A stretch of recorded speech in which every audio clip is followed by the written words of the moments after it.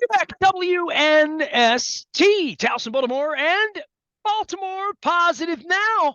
Not just podcasting and video casting and Christmas casting, but also transcribing, courtesy of our friends at Otter out on the website. So if it looks funny or sounds funny, it's probably because I'm from Dundalk and I speak funny. We were in Dundalk last week doing the Maryland Crab Cake Tour at Costas Inn. I want to remind everybody, get your crab cake orders in early this week if you are shipping tasty crab cakes from any of our great sponsors out and about. We had Gina Shock. She shipped herself in. She ate my crab cake the other night. Still never got a crab cake. I did have some delicious oyster stew as well as a Greek salad, but I got to get back down to Costas, get some Crab Imperial this week. Maryland Crab Cake Tour on hiatus through the holidays, but just a phenomenal effort at the end at Costas with Gina Shock and John Allen and the Beyond Words folks and the Milkshake folks and my dear friend Joyce Bucci, as well as at Fadley's the prior week with Damie. Also, Ross Lane joined us as well from the Maryland Lottery with scratch-offs, and Dan Rodrigues did two really chunky pieces on why we love Baltimore that you can find out at BaltimorePositive.com. One of the things we love about Baltimore is football and crab cakes, and nobody does it better than we do. Luke Jones is here. It's Christmas week.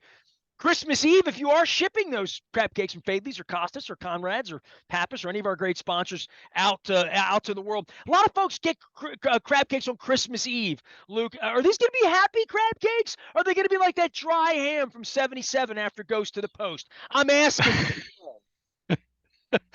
I think it'll be a happy Christmas Eve, but I think it depends on your definition of happy. I think it'll be a win. I think you still like where the Ravens are from a run game standpoint, from a defensive standpoint. It wasn't a perfect defensive performance in Cleveland, but I mean, they gave up 13 points. I mean, are we really going to sit here and okay, Justin Houston shouldn't pull on Deshaun Watson's face mask. Noted.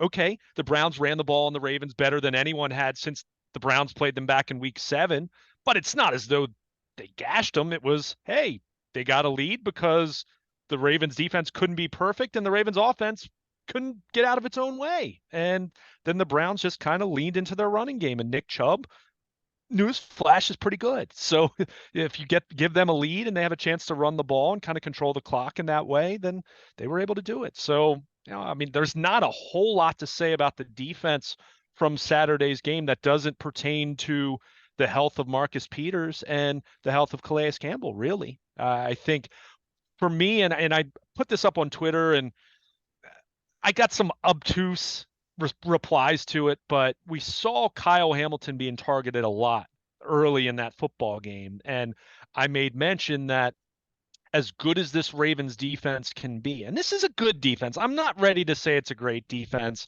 I haven't seen greatness out of this group consistently. I think they have great players, but as a collective unit, I'm not ready to put this in, any kind of a peak Ray Lewis, Ed Reed kind of unit as it pertains to the history of the Baltimore Ravens. But it's a good defense. And I'm very clear about that. But I think one thing that we saw early in the game, and then it's magnified when Marcus Peters leaves the game, not necessarily that the Browns started throwing the ball all over them, but from a big picture sense, is this team's had two corners that it trusts. And a lot of people were like, well, they only have one, Marcus Peters. I'm talking about how the Ravens feel about this. They've had two corners that they play, Marlon Humphrey and Marcus Peters, despite the fact that they're in dime and sub package way more than you're in a quote base defense in this day and age. They've used Kyle Hamilton as their big nickel. Now, Kyle Hamilton in certain matchups has thrived in that role. In other matchups where it might be a little trickier going up against a slot receiver or a little more of a talented tight end, we've seen him have a few more issues there.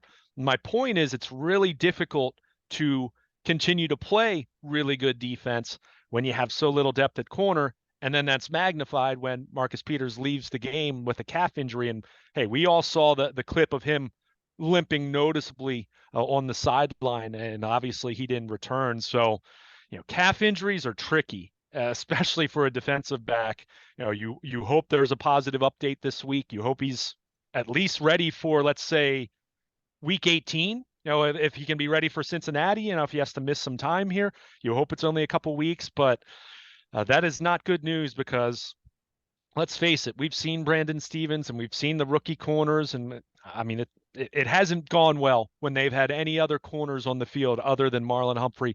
And I get it. Marcus Peters hasn't had a phenomenal all-pro season, but he's still better than what's behind him on the depth chart. So not having him, and then what it potentially means for the Ravens run defense-wise with Calais Campbell. Not that I expect their run defense to go in the tank. They have lots of good players, but Calais Campbell, we've talked about it over and over, despite the fact that he's 36 years old and a dinosaur in terms of deep NFL player terms.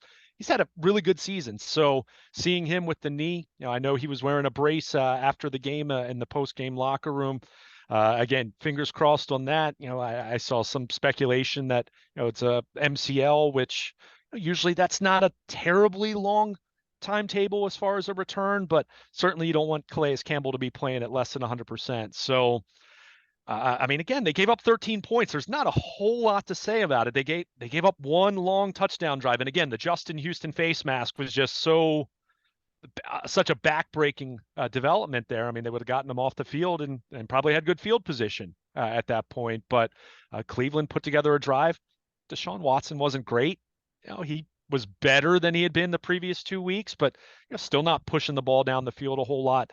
And like I said, the Browns' running game was effective, which no running game had been effective against this Ravens defense in quite a while. So sure, if you want to dock them, knock them down a peg or two because of that, have at it. But let's face it, what plagues this football team, we're not talking about the defense very much, although, like I said, still not ready to call it a great defense.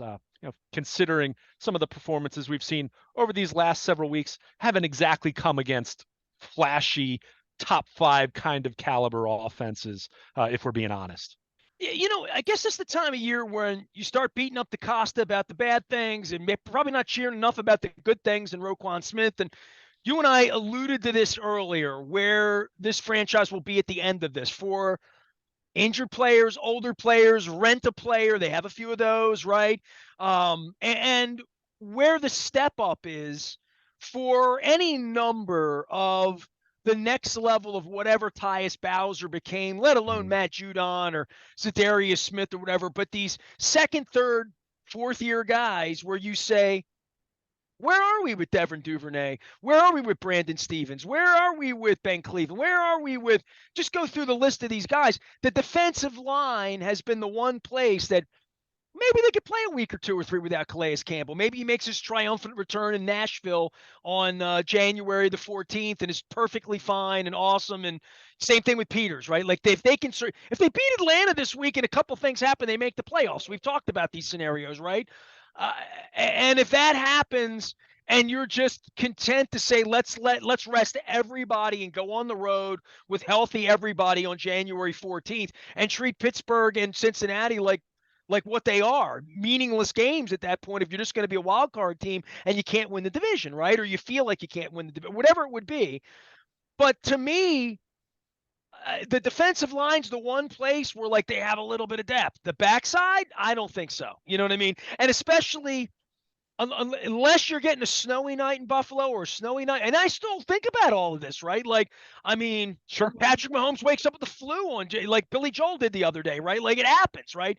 But I would just say on the Vegas side of who you like better and where you'd like to be, you wrote passionately last week about the health of Lamar Jackson and that being important on January the 14th.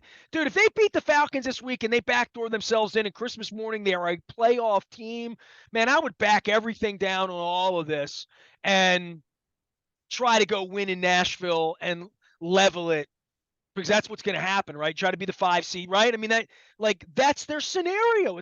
That's their Christmas scenario to winning in January is not going out and having Lamar gimp around on Saturday. That's my opinion this week on that. Well, and again, it depends where he is. I mean, I hear what you're saying. They're not going to shut it down, though. That if they win out, they win the division. I mean, they do. Right now, you and I can sit here and say that they're probably not going to beat the Bengals, and we'd pick Cincinnati if we're picking the game come week 18. But they're not going to say that. They're not going to think. I mean, even if Eric DeCosta and Steve Bisciotti and John Harbaugh deep down know that this team, as it's presently constructed, is ill-equipped to make a deep January into February Super Bowl run. They're certainly not going to throw in the towel or anything like that and shut it down and just say, be resigned to the fact that they're going to be a wild card. So that's where you do look at this thing right now. Where's Lamar this week? Assuming he gets out on the practice field, and we'll find out very shortly, what that looks like, and whether he's full, limited, whatever, whether he's even out there. Again, until we actually see him, you just know it's conjecture. And John Harbaugh is going to say every single week he has a chance, right? So until you see that, that's when it's difficult to evaluate. If he's healthy and the rehab's gone great the last couple of weeks, and he's good to go, and their medical team says he doesn't have any elevated risk of further injury than any other guy that comes back from an injury, and just, hey, it's football. You're going to get hurt from time to time. If that's the scenario, then he plays, and you try to see what this thing looks like. I think what's tough, what you mentioned in terms of trying to recalibrate, so to speak, even if you're going to go on the road, and if the playoffs started today, they'd be playing a very wounded, albeit looking like, dare I say, maybe circling the drain Tennessee Titans kind of team right now, when you consider what's happened with them with the losing streak and firing their GM. And Tannehill gets hurt on Sunday, even though he returned to the game. What's he going to look like and all of that. But this is a team that they got to try to get themselves on a little bit of a roll here. We've talked about it. This passing game is, as it's been playing for a while now, it's not good enough. And that's where you're trying to manage the micro of winning that week's game, but also trying to get better in some ways that you need to get better. And not to say, I'm not going to be so disrespectful or even to take this game too lightly as far as the Falcons. The Ravens haven't blown anyone out in quite some time. We know that. But at the same time, you don't want to just say, okay, well, you clinch and then any scenario where they'd shut it down, they're not in any kind of a position, for that, so it really is a case of, you need to be healthy. There's no question about that. And if Calais Campbell has to miss a couple games, he has to miss a couple games. If Marcus Peters has to miss a couple games, he has to miss a couple games. If it's longer than that, then yeah, that's more of a problem, of course. When I say shut it down, by the way, I fully understand what you're saying. Right, I'm saying right. The goal now should be to make the playoffs and play with healthy Lamar. That was you wrote about that last week. And right. Healthy everybody, quite frankly. And I don't even know what that means for Kenyon Drake's availability, or where Gus Edwards, who hasn't looked the same, right? We know where Dobbins is in regard to his health. We know where Mark Andrews, we'd like for him to be, and what we believe and what he's saying and what our eyes are telling us.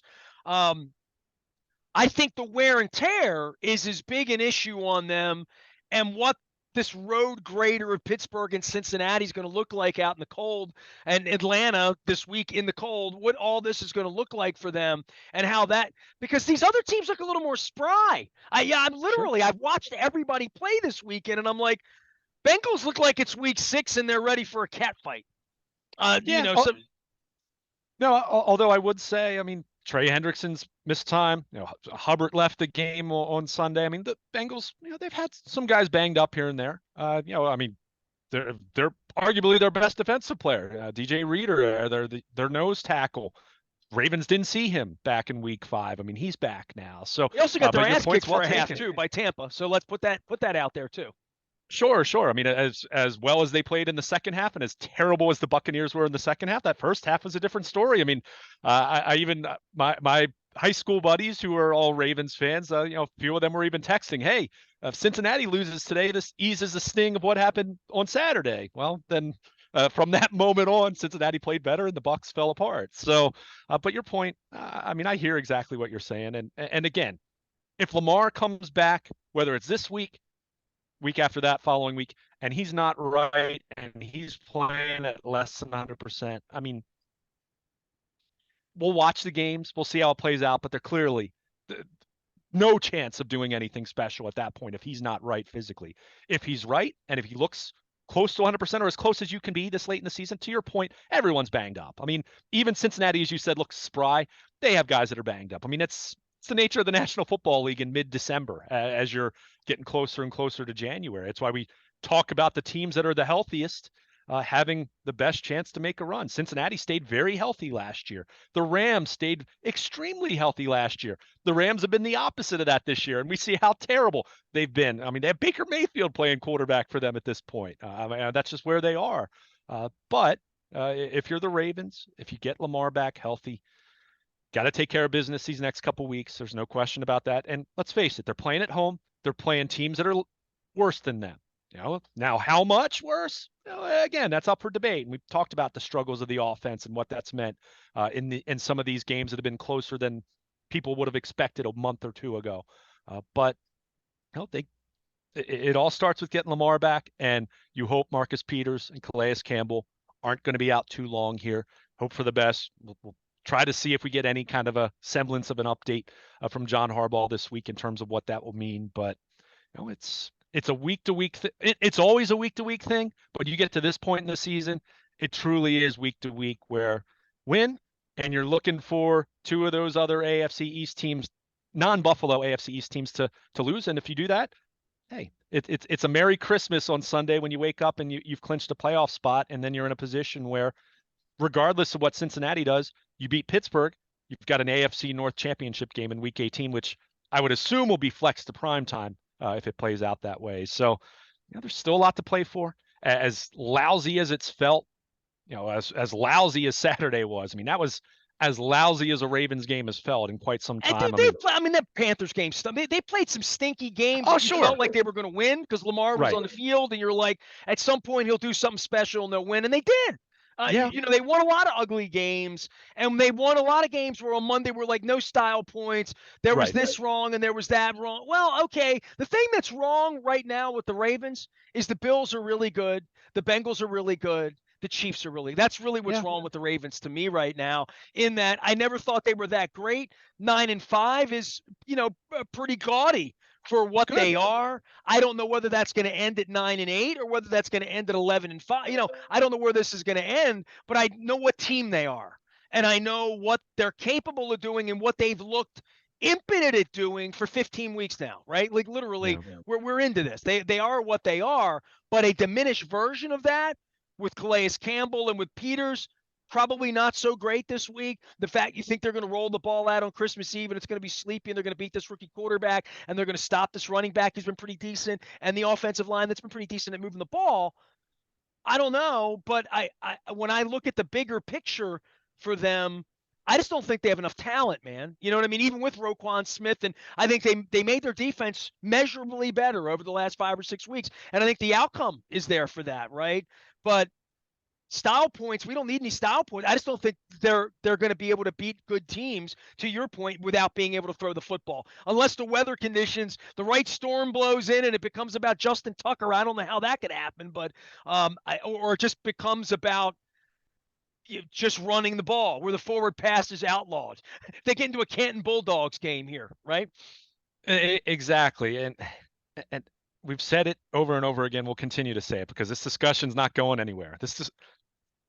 Even if the Ravens win the Super Bowl, we're still going to be talking about this to some degree or another, as far as what it looks like moving forward, in that unlikely scenario. But I mean, they run the ball very well. They need to lean into that more, especially in situations like what we saw on Saturday, which again was just, I go back to that 11 minutes to go, 3 timeouts, you're down 10, and you threw 6 straight passes and turned the ball over on downs. I mean, that was, I saw some people say it on Twitter, and I would agree. I mean, that was, if you want to point to a fireable offense, something that you will look to and just say that's below the bar from a coaching standpoint. I mean, there you go. I mean, and I've tried to, I feel I haven't been a bash Greg Roman guy. I've questioned their overall philosophy, which goes so far beyond Greg Roman. That's a Bisciotti thing. That's an Eric DeCosta thing. That's a John Harbaugh thing. This is the brass. They signed up for this. Let's face it. They signed up for this. Lamar and said that we're going to zag. That's exactly what they did, right? But it, for me, it's not even that. Drafting Lamar was brilliant. Hey, it's worked out beautifully, but it's been a lot of the personnel decisions since then. And saying, hey, well, we're gonna build a team banking on one wide receiver, staying healthy and popping. Well, they can't get wide receivers to sign up.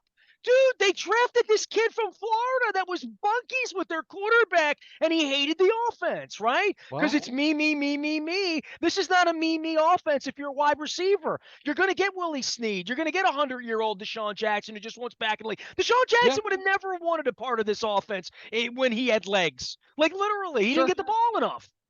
They Well, don't throw but the ball enough to anybody enough to make anybody that goes and gets the ball not named tight and end happy with the football.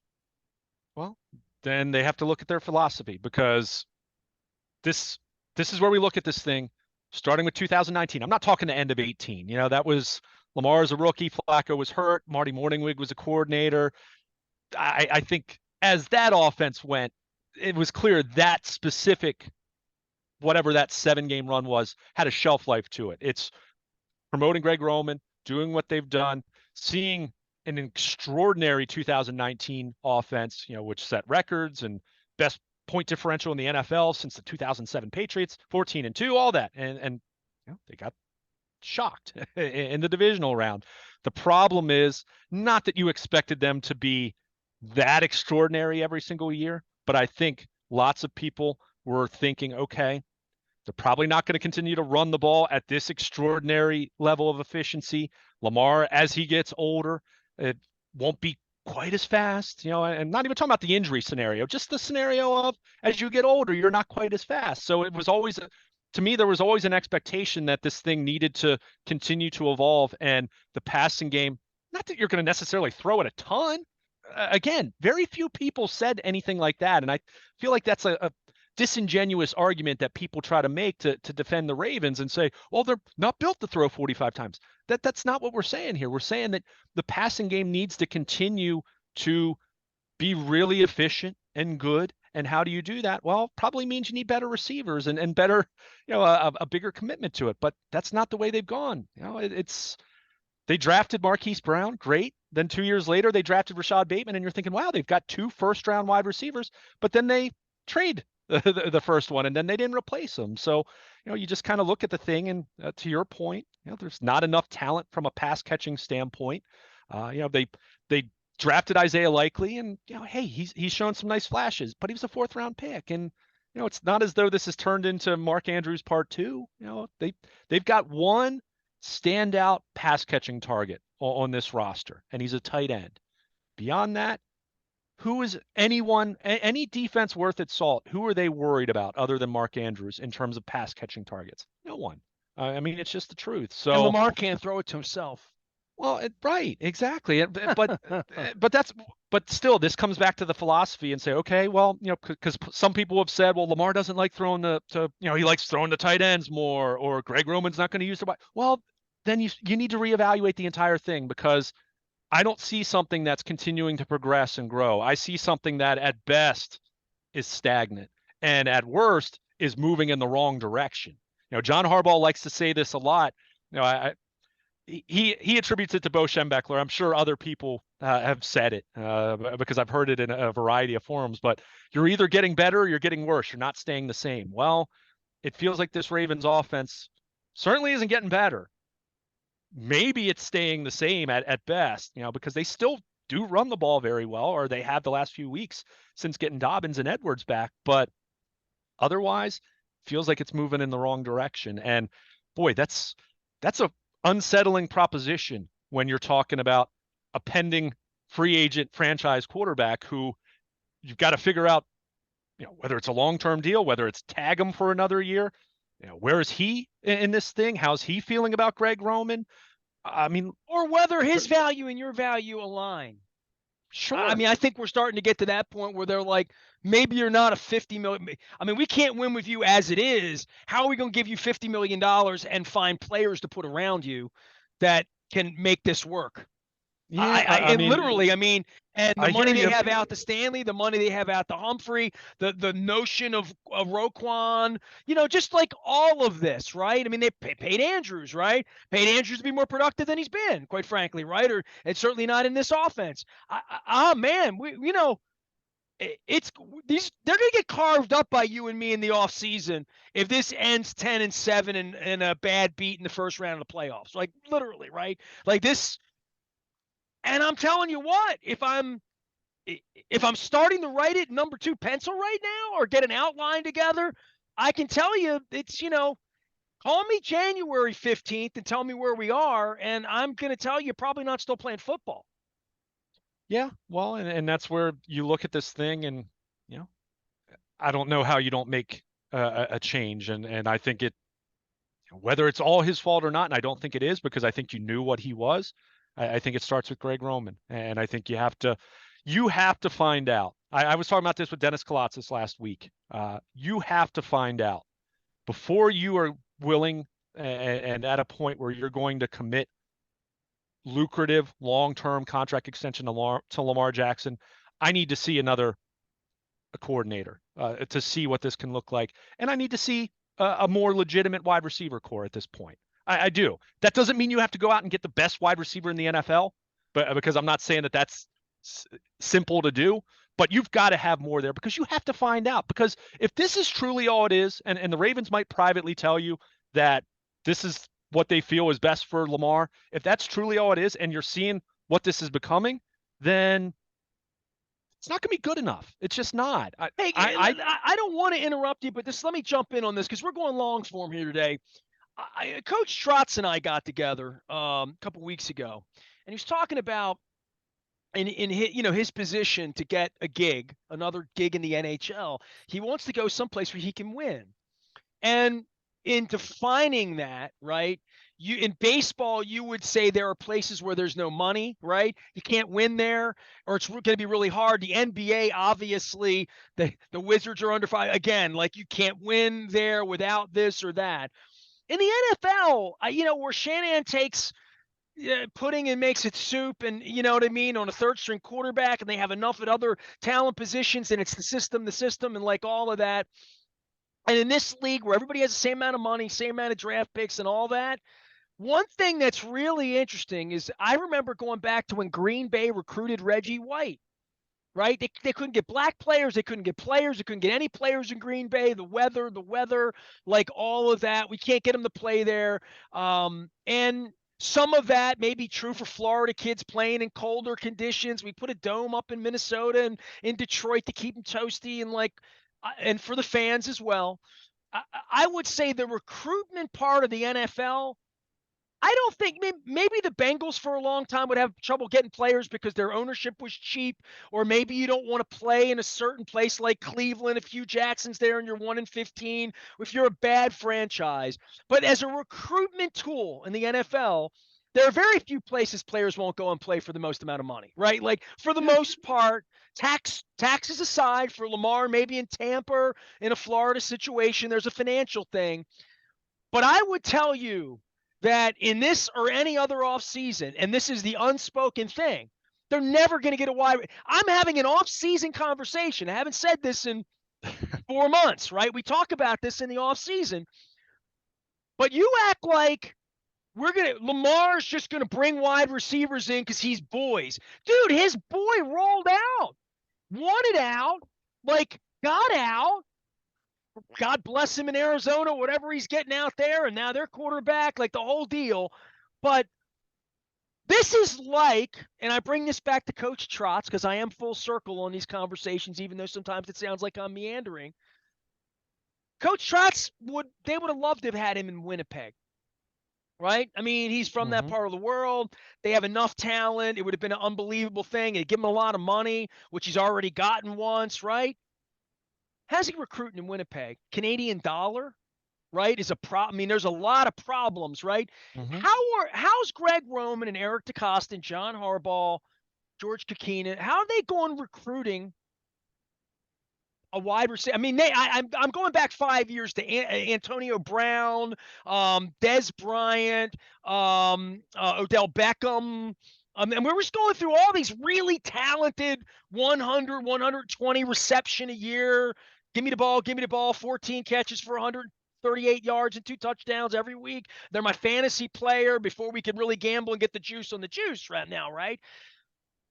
I mean, I look at this and think this is a recruitment issue.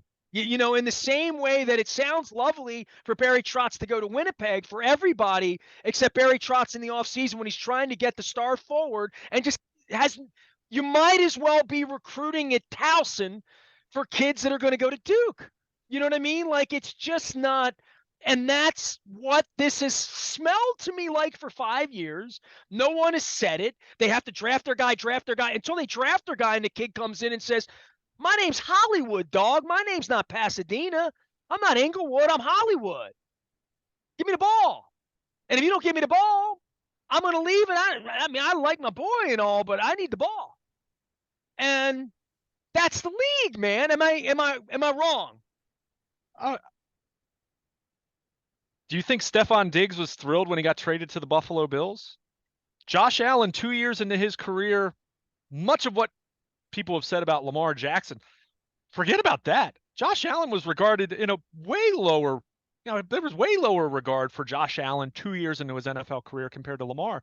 And everything you're just saying, look, you saying what you just said to me sounds like you're saying that this is more of a Lamar thing than a Greg Roman thing. So here's where I come back to, okay, Lamar doesn't want to sign. Are you going to keep Greg Roman as your offensive coordinator if Lamar Jackson requests a trade and goes elsewhere? No, you're not going to, right? Why would you? Is there another Lamar Jackson coming along in the draft that you're going to get? So the point is, if you're going to move on anyway, if that's your thinking, why wouldn't you try another offensive coordinator before you're even going to see this thing? I mean, I hear what you're saying about the recruiting thing. First of all, who have the Ravens shown that they're willing to pay as a wide receiver? At some point in time, Well, they're going to you have value even something less or you once don't. they give Lamar $50 million, right? Well, but I mean, it just this is a philosophy thing here. Like, this isn't. I mean, I don't know. I really feel at some point in time like what you're just saying is like you're just resigned to the fact that they can't get better wide receivers, and I think that's bull. I think I'm it's not bull. resigned to that. I'm being honest in my assessment of when you are a free agent, Okay, a top 10 but then free agent so wide fire Greg receiver in Roman any then. offseason. So fire Greg Roman then. I mean, are you really going to pick? Are you really going to choose Greg Roman and the coaching staff over Lamar Jackson? No, you I'm do asking. want Lamar to throw the ball 42 times so that Antonio Oh my Brown can get his gosh, 14 catches. it's such a disingenuous argument to come back and say, oh, you do want Lamar to throw 42 times. No, I want a better passing game. Period. This was the highest efficiency rate passing game in the NFL 3 years ago. Okay, if they can't do it again, fine. But my goodness, you're not going to try a new offensive coordinator. You're not going to try to bring in some fresh blood. You're not going to try to upgrade at wide receiver and see what that looks like. Or are we just going to say, well, this is all it is? Well, then, okay, fine. I think upgrading at wide receiver means drafting somebody. I mean, and I think they will resign. That's not me saying it. It's what they're doing. And I think even going into the offseason thinking they're going to give $18 million to a wide receiver, that the kid that signed with the Raiders that went back to play with Carr, right? Like that that kind of player would want to be in this system. And you're saying that that's Roman's fault. I'm saying it's not Lamar's fault. It's what this is. This is, hey, a left tackle, draft a center, have a tight end, have the quarterback shimmy, move, RPO, have a fat back for the second half, have a go the distance back for the first half. Like, have a Ray Rice. This kid looks so much like Ray Rice. He's wearing his number. Every time he gets the ball, he kind of explodes before this injury in that way. Like, I see all of that. And you think somehow there's an Anquan Bolden or that kind of receiver that might only want the ball 8 times a game and be more muscly. I don't know, Calvin Johnson. I'm making this up, dude. I don't even that DeAndre Hopkins. None of these guys in this offense would get the ball enough for their tastes. I just don't believe that. Great. So they have the worst group of wide receivers in the NFL currently. I mean, it's either that or you have to have the worst. I mean, there's plenty of middle ground here. And for them to be fielding the group of wide receivers that they're fielding right now is an indictment on the organization. It is. I agree with that. Okay. It is. So, and I just keep coming back to, this is at the end of the day, this isn't a Greg Roman thing as much as it's a philosophy thing. We know what Greg Roman was before the Ravens even hired him, and it looked great. But at some point in time, and I'm certainly not kicking out Lamar Jackson to keep Greg Roman. I mean, I don't think anyone would suggest anything like that. But if I'm at a point now where I'm at the crossroads with Lamar that he's going to become more expensive now, I still need to see what this thing looks like. I mean, teams don't just get rid of their franchise quarterbacks when they have to extend them. Now, some probably would have been better off doing that than extending their quarterback. But By the before way, I'm if they going to do that, if they throw Lamar over the side of the boat for whatever their real reason would be, it'd be very easy to say we didn't like the system anymore, and we thought the system was good. I mean, they would front face that and yeah, say we probably. don't like a $50 million version of Lamar and more $1 million third round wide receivers, and like I mean, at some point, you and me are going to take pencil to paper and the salary cap at the end of the year and look at numbers and dead money and cap money and who's getting what and who's back and who's not. And I really, you want these amazing wide receivers. Where is this No, I coming want from? good wide receivers. Again, you're making this a false choice. You're saying they have to have the absolute best, or there's plenty of middle ground here. The Ravens didn't have the best wide receivers in the NFL back in 2012. Anquan Bolden wasn't a top 5 wide receiver at that point in his career. Torrey Smith was a good number 2 wide receiver. Jacoby Jones was a perfectly fine number 3 wide receiver and Pro Bowl return specialist. That standard is not unreasonable. This is not that they have to have Devontae Adams. The idea is that you're not throwing a James Prochet on 4th downs in a mid-December AFC North road game. That's what the standard here is. It's a very low bar, and it's amazing. This year they managed to not even clear that because they put all their eggs in the Rashad Bateman basket, and he got hurt. It was a suspect plan, even if Rashad Bateman became Jerry Rice this year, because what other position do they say? Well, we can only have one, and if he gets hurt, well then, sorry, shrug. I mean, that's what I keep coming back to. And no, that doesn't mean that they have to have Devontae Adams. There's a wide range here. They were at a point where I actually was feeling okay about their wide receiver group when they had Marquise Brown and they had Rashad Bateman. I bet you traded they gave 2 number 1s away. I mean, they were number 1 draft picks. You should feel good about that. Well, like, but literally. then they traded one and said, well, that was their plan, dude. Their plan and was it was a lousy plan. No, their plan was we can't sign a wide receiver. We need to draft them. And then this kid came in and wanted the ball.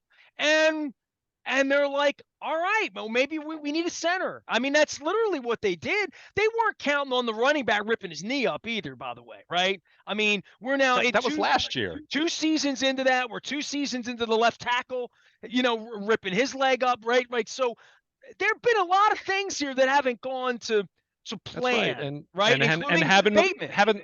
And having the worst wide receiver group is unavoidable. Then I guess. I mean, that's that. I mean, come on, now you know. That's what you're doing when you're saying that. Oh, I think Lamar should throw 42 times. That's not. I mean, it's just we're not getting anywhere. We've had the same argument how many different times. I mean, it just comes down to this. It's a lousy wide receiver group. It was a lousy plan at wide receiver. My issue is not trading Marquise agreement Brown. With that, though. We really are. But I mean, it just comes down to before we even start talking about the future of Lamar Jackson, doesn't the organization owe it to itself to see what this looks like with a new coordinator, what this looks like with a more concerted effort to bring in pass catching weapons? Well, that's what they're going to do when they tag Lamar and bring in the next genius, right? Great. Like, that's probably where this is going to go, unless Lamar. And that's what they should do. If Lamar's combustible and is unhappy, then, dude, you don't think who knows then, right? Yet? Oh, I'm not. You don't think there's any chance in March that he has an agent that speaks out? Like, I don't know. I'm making this up. But that at some point he just says, I want out. I want a different – I don't even want the next guy you're going to hire. And you're going to let Lamar pick your offensive coordinator? Is that – I mean, that's probably the way this is going to have to go if you're going to marry Lamar, right? Well, I mean, that him picking it, no. Should he have some input? Sure. I thought Joe Flacco should have had more input at times before they hired Mark Trestman to replace Gary Kubiak, as one example. That doesn't mean the quarterback makes the call, but if you're in a position, as the Ravens were with Flacco then, as they, whether it actually happens or not, still envisioning entering a long-term partnership with Lamar Jackson, then yeah, he should have input in that. But at the same time, I'm in full agreement with you in this from the standpoint of I need to see what this looks like with someone else running it, meaning someone else other than Greg Roman. I need to see what it looks like. Need to certainly bring in better pass catching weapons. Again, doesn't mean they have to have the best wide receiver. They don't have to have Tyreek Hill and Jalen Waddle. But it'd be nice to have something that's at least akin to what the Ravens had a decade ago at wide receiver, which again was not the best group in the league. Were But it you was. of the mindset that Bateman was going to be any good? I thought he was going to be good, but I was of the thought of you're putting all your eggs into this basket of a guy who missed a chunk of his rookie year, and what's going to happen if he gets hurt? Yeah, again, you need to have. Well, they It's really not as believed in Duvernay and Prochet. They really did. They put him well. on the Then roster, and they still. I mean, Harbaugh still I taught until they gave him a pass. They shouldn't have ever let him pass the football, but they believed in these guys. They drafted these guys. That's generally the way this works in the league, right? You stay with the guy until you burn with the guy, right? Like your potential is going to get me fired, as Coach Billick would always say. I hear you to a point, but did the Ravens do that with, it's not as though they didn't bring in edge rushers because, they were confident in Jalen Ferguson, God rest his soul, the last couple years, or Dalen Hayes last year. I mean, those. Well, the reason Houston and JPP are here is because O's been always Well, been like not so yeah, great, right? that's yeah. We can talk about that at some Well, point. that's when you bring in Sure. Deshaun Jackson and Demarcus But my Robinson. point is, but what other position do the Ravens where do the Ravens operate where they're just not even going to give competition to a third round wide receiver like Duvernay, or a sixth round wide receiver like James Prochet, especially a sixth rounder? In what universe is a team going to say, well, our sixth round pick needs to play, even though he's completely unproven? No, you don't. They don't operate that way at any other position. It's not as though Matt Skura just, was undrafted and just, let's just put him in the starting lineup. It develops over time. A guy proves himself. James Prochet hasn't proven anything other than he can catch some passes in training camp, and even the preseason games, it's not as though he put up monster numbers. So There's been a lot of that with Miles Boykin. I mean, this franchise has flashed these wide receivers to think maybe that guy will be a sufficient two at some point. Go trade for one. They traded for Roquan Smith. Why can't they go trade for a wide receiver? They traded for Anquan Bolden 12 years ago. So at some point in time, you have to recognize what's a weakness and how are we going to approach that. Now, to be clear, that doesn't mean I don't think they should draft wide receivers. They absolutely should. But in the meantime, like if their plan this offseason is they're just going to draft another wide receiver and hope that Rashad Bateman comes back healthy, then we're going to be talking about the same thing a year from now. I mean, they are going to have to hope that Rashad Bateman gets healthy, right? Oh, that's part of it, but they have to bring in a veteran. They have to bring in someone who can help them. It doesn't mean the guy's an all-pro, but it's got to be something better than they can't do this again. For my mental health as much as anything, and for our relationship, of course. I'm being facetious to a degree, but I mean, I guess again, and this gets back to the point that I think we are on the same page on.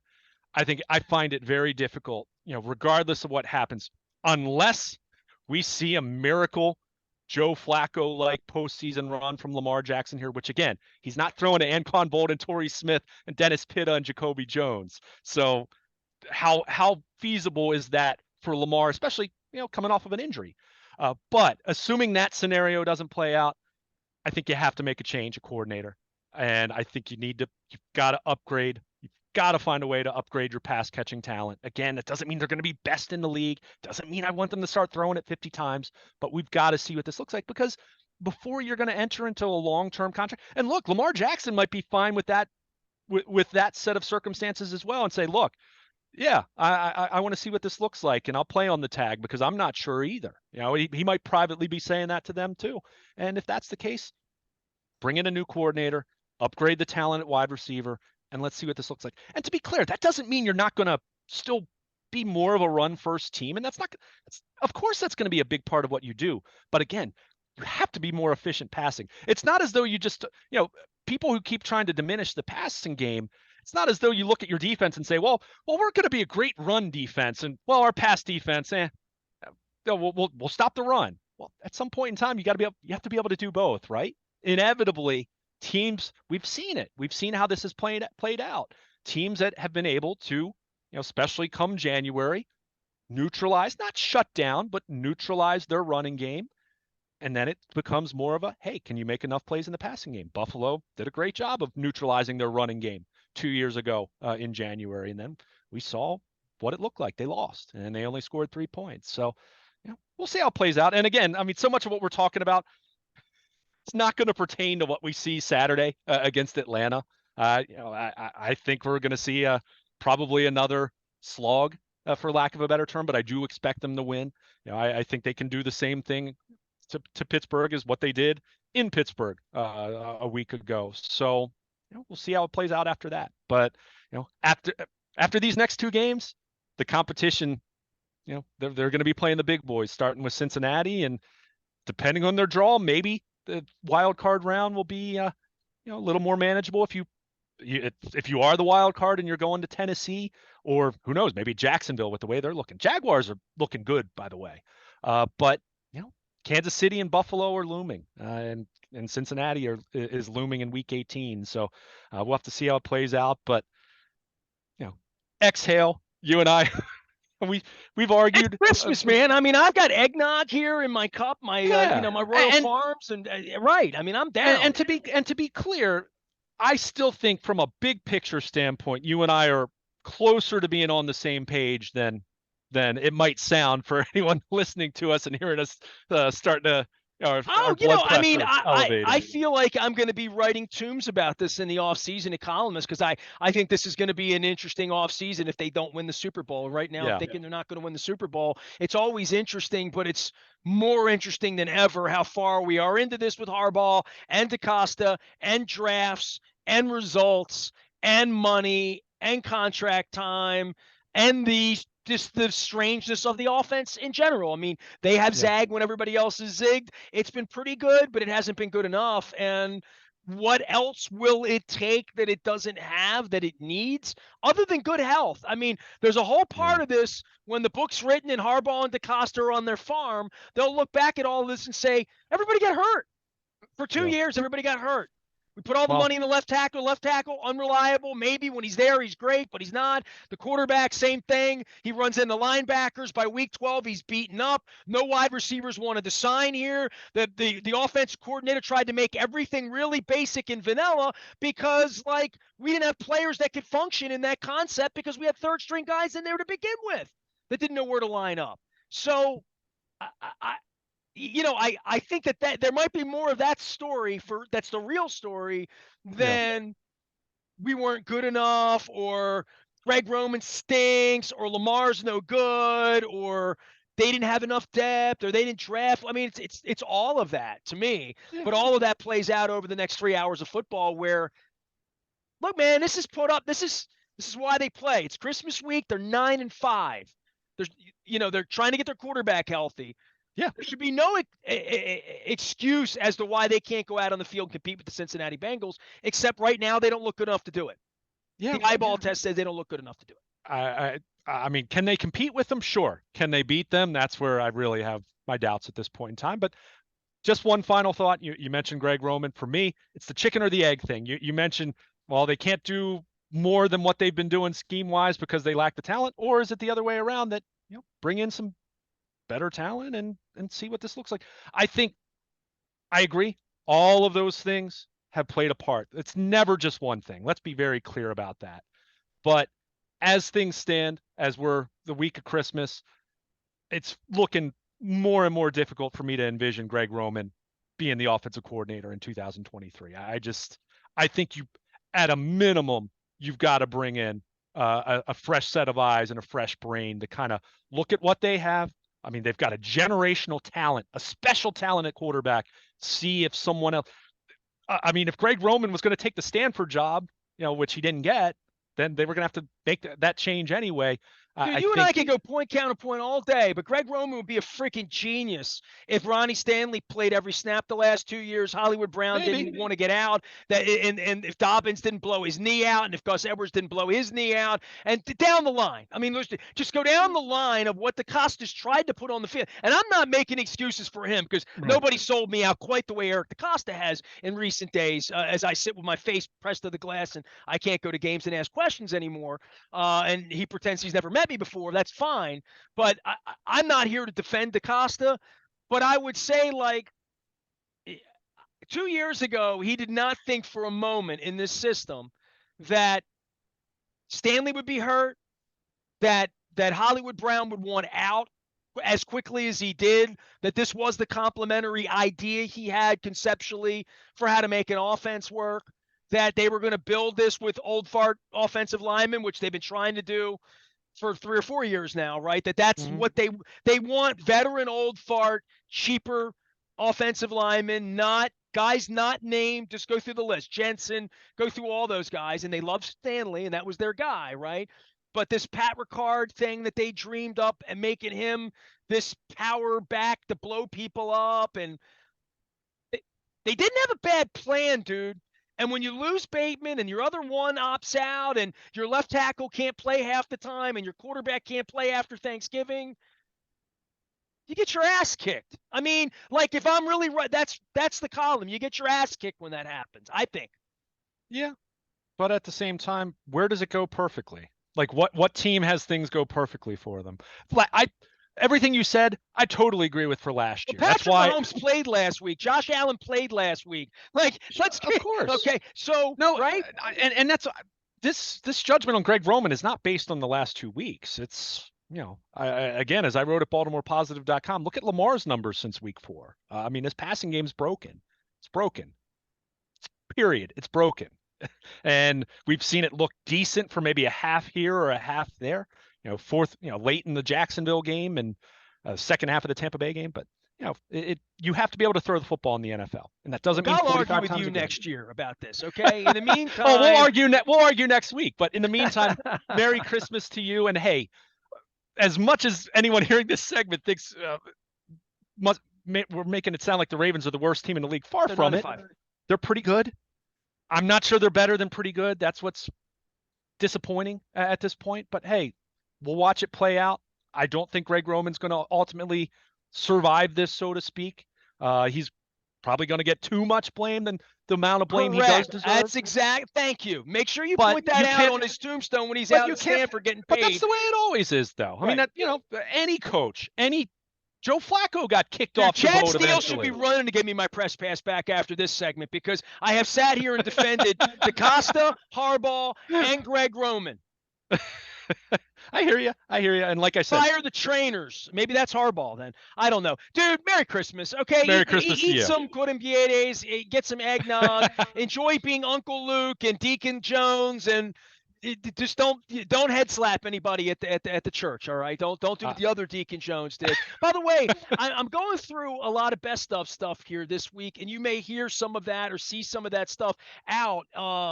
There's just so much stuff I'll give you an example. Diamond Dallas Page, right? You and I sat with him. Like, I found that the other day, like the stuff from the last 7 or 8 years since my wife's illness, and we changed our format back in 2014. I found a bunch of modern stuff, but there's still a bunch of older stuff that still needs to get up and be a part of what we're doing. So I'll be doing that next couple of weeks. All right, Deacon Jones?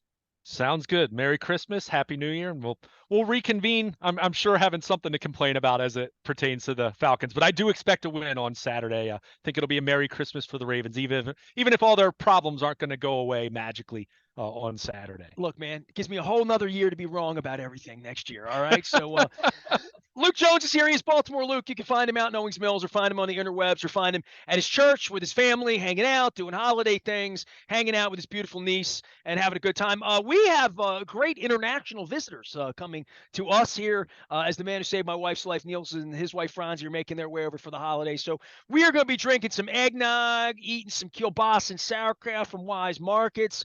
I'm picking up a ham. trying to see how many points I have because I always go to my Wise app. I've gotten so much better about using my Wise app, my Rural Farms app. I mean, I'm like a young man now, but I got to get the 400 points on my rewards to get the ham. I'm still stuck at 296. I got to go spend some money. I am Nestor. We are WNST, AM 1570. Taos and Baltimore wishing you and yours happy holidays. And make sure you're with us at BaltimorePositive.com.